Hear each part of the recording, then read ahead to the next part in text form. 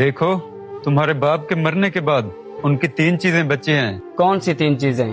पहली है दौलत, दूसरी है जमीन के कागज और तीसरी है उनकी नसीहत। अब ये बताओ, तुम तीनों में से कौन क्या चीज लेगा? देखो, मैं तो जमीन लूंगा।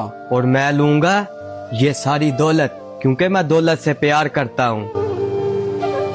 अब तो खाली उनकी नसीहत ही बची है। मुझे उनकी नसीहत ही दे दीजिए।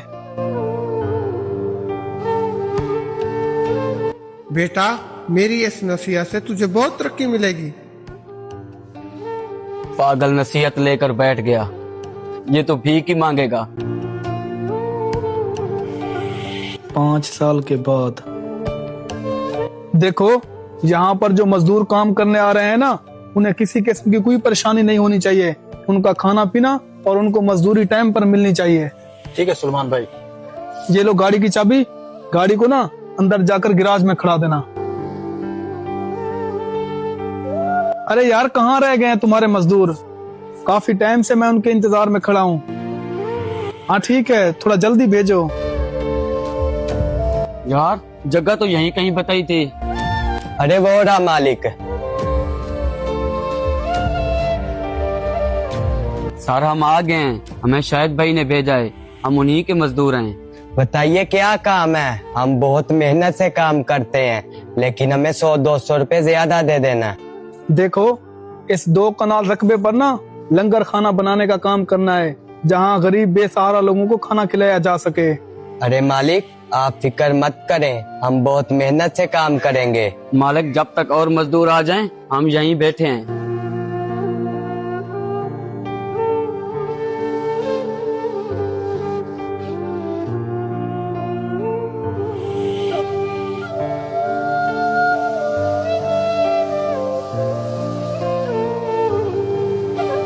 अरे भाई, तुम लोग? भाई तुम?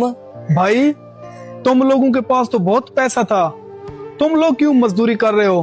भाई, हमारे पास पैसा तो बहुत था, लेकिन हमने पैसे की कदर नहीं की, सारा पैसा याशी में उड़ा दिया। और हम दोनों ने पैसे मिलाकर एक बिजनेस शुरू किया था, वो बिजनेस बर्बाद हो गया, इसलिए हमें मजदूरी करनी पड़ी। लेकिन भाई, आपने 5 साल में ऐसा क्या किया जो इतने अमीर हो गए?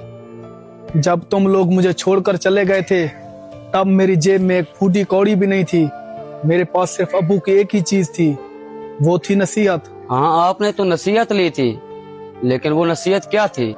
उसमें लिखा था, बेटा, जिंदगी में कुछ बातें याद रखना। तरक्की करने के कुछ रास्ते होते हैं, उनमें से पहला रास्ता, अगर किसी को मदद की जरूरत हो और आप उसकी मदद कर सको तो जरूर करना। दूसरा रास्ता, जो भी काम करना ईमानदारी के साथ करना, किसी के साथ धोखा या किसी का हक मत खाना। तीसरा और आखिरी रास्ता, जितना भी जरूरी काम क्यों ना हो, नमाज कभी मत छोड़ना। इसलिए तो कहते हैं, बाप की नसीहत औलाद के लिए सबसे बड़ी वसीयत होती है। भाई, आपने सही कहा। ठीक है, मेरा मैनेजर आ रहा है, वो आपको बता देता है कहाँ काम करना है।